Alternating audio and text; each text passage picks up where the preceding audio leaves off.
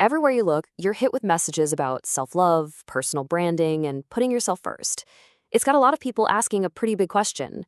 Is our world actually making us more narcissistic?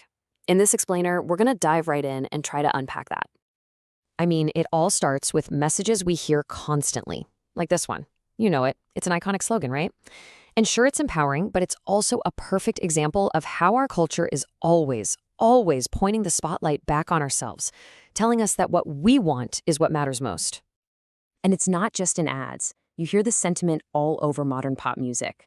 The lyrics are just full of this theme, championing the self, this extreme independence, and, just straight up self-admiration.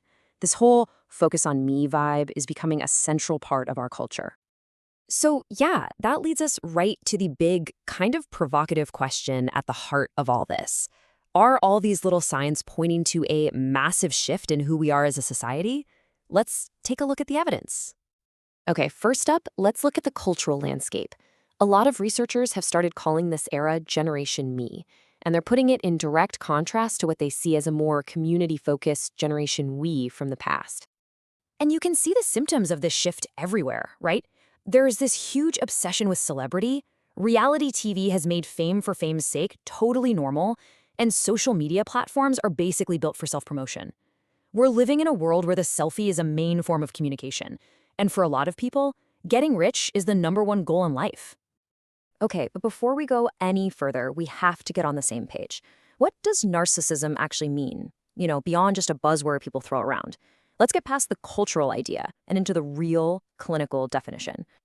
So clinically, what we're actually talking about is narcissistic personality disorder, or NPD. The official definition describes it as this deep, ongoing pattern of grandiosity, a constant nagging need for admiration, and a real lack of empathy for other people. This is a serious diagnosis, way more than just being a little vain. And this brings us to a really crucial distinction. Having healthy, secure self-esteem that's genuine, it's stable, it doesn't depend on feeling like you're better than everyone else.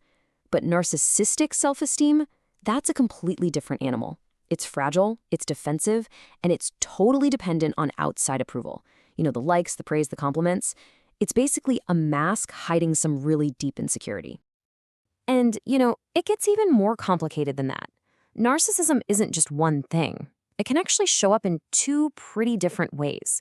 So let's look at the two primary faces of it.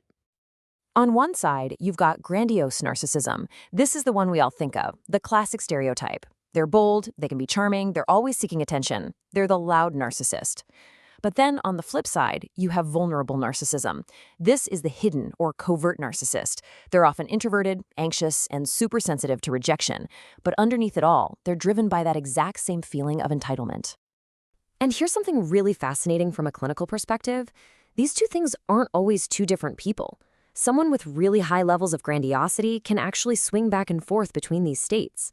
1 minute feeling superior and bold, the next feeling incredibly insecure and ashamed. Okay, so we've got the psychological framework down. The next question is, how does our world today plug into all of this? How does our culture pour fuel on this fire? Well, you can break it down into 4 key forces. You've got social media, which is basically the perfect stage for self-promotion. You have consumer culture constantly telling us we can buy happiness and status. Then there's celebrity culture, which makes us worship people who are famous for being, famous. And finally, easy credit makes that instant gratification, which is a huge part of narcissism, easier to get than ever before. Take a look at this number, 259. What on earth could that be? Well, get ready for this. That is the number of people who died in selfie-related accidents over just a 6-year period. It's a pretty chilling statistic, and it really shows you how far this drive for attention and self-documentation can go. And here's a super recent and powerful example, the Zoom boom.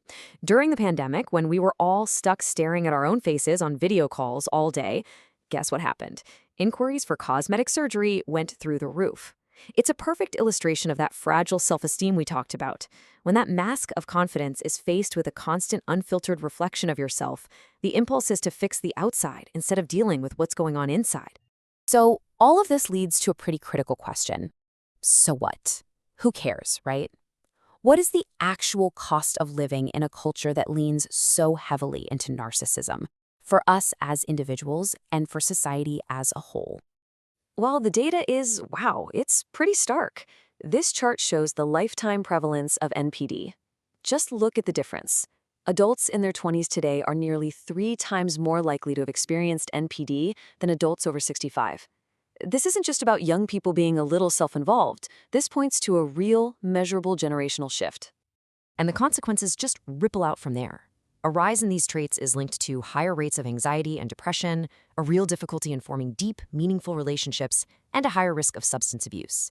And on a bigger scale, it fuels overconsumption, and some argue could even be linked to our inability to tackle huge collective problems like climate change, because the focus always comes back to the self, right here, right now. It seems like the world we've built, with its tech, its media, its values, might be shaping us in ways we're only just beginning to understand. So that leaves us with one final thought to chew on. In a culture that celebrates the me over and over again, what's it going to take for us to rediscover the importance of we?